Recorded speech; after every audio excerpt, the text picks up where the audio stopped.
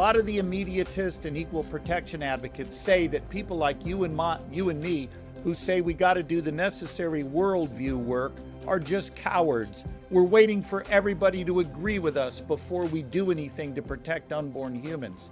Is this a fair way to assess our position? No. Was that quick enough for you? No, Yep. Obviously not. The bottom line is this. We live in a nation that lives and dies legally on the consent of the governed. You know, there are laws that are unenforced all over the place because, they're on the books, but nobody enforces them. Laws on things like adultery, for example. One of the states I mentioned in Pivot, there's a law on the books. You get convicted of adultery, you got to pay a fine. It's $10. And you'll notice that nobody's been tried or convicted of that in a very, very, very long time. Over in the UK, where they had apparently they've got some anti-abortion laws on the books. I did the research over the last 20 years. They convicted 4 people, right? And I think almost all of them were confessions. So this is just it's ludicrous to think that the people who are doing this are moral cowards. The fact of the matter is, there's a difference between making excuses for something and recognizing political realities. What these guys are really saying is, if we lived in a world that was like a theonomy, right? If we could simply declare that what God's will was going to be the law of the land of the United States, then we could win. But God did not set it up that way. As a result, we've got to, we have to persuade people. We got to make these kinds of things happen. And these folks are very unpersuasive. They don't want to do the persuasion work because I'll tell you why. It's hard. It's easy to grandstand on legislation. It's easy to go to some place and, for example, at the Southern Baptist Convention, steamroller a bunch of folks that had no idea what was coming down the pike and then declare some kind of moral victory. When the fact of the matter is they've never actually accomplished anything. Now, there are folks out there saying, the guys like Klusendorf, guys like Newman, other people, they're the old guard, and now we're the new guard, and we're the ones who are going to come, and we're going to make it all happen. You run into this all the time. People think that, when they appear on the scene, nothing that's happened over the last 50 years matters.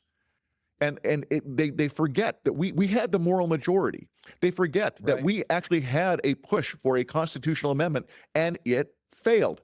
And we have been failing. 17 such pushes. Yes, and we have failed over and over and over again. And we are seeing some states, right, because we are not doing the hard work, we're seeing some states falling. Whoever would have thought Missouri would have fallen, and yet it did. Although, God willing, hopefully they'll get a chance to fight back here in November. Or Ohio, yes.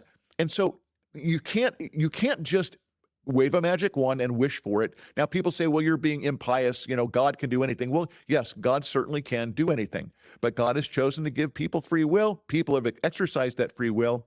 And people can be stiff-necked, ungodly people who want to. And this is a wild thing, right? It's not just abortion that people do here in the United States. We have states where it's legal to kill adults, right, through physician-assisted suicide. People don't understand. If you don't lay the moral foundation, there's no reason in the world why your nation can't turn into a death cult nation. Look to the people in Canada. So you can't just wish that this is going to happen. You can't just hope that you're going to live in a theonomy. You don't. You live in a post-Christian nation where people need to be persuaded.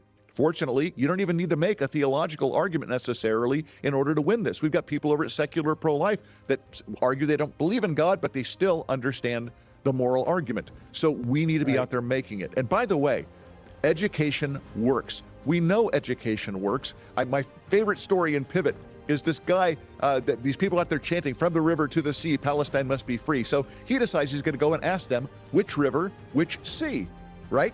And amazingly, of course, they have no idea which river, the Jordan, which sea, the Mediterranean. And when he points it out to them on a map and shows them, well, if you're going to make this happen, where are you going to put all these Jews? Where are you going to put all these Arab Israelis?